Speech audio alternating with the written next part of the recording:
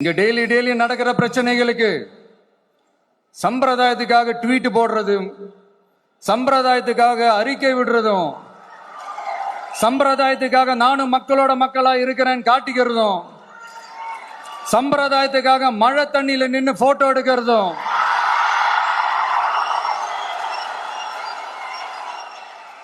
எனக்கு அதுல கொஞ்சம் கூட உடன்பாடே இல்லை.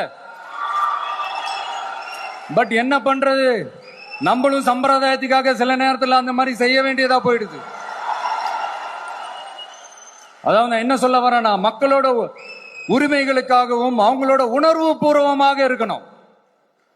என்ன ஒவ்வொருத்தரும் அவங்க குடும்பத்துல ஒருத்தனா நினைச்சிட்டு இருக்கிற அவங்க தமிழ்நாட்டில் அவங்களுக்கு எங்க என்ன பிரச்சனை நடந்தாலும் அவங்களோட உரிமைகளுக்காகவும் அவங்களோட உணர்வு பூர்வமாக இருப்பேன்.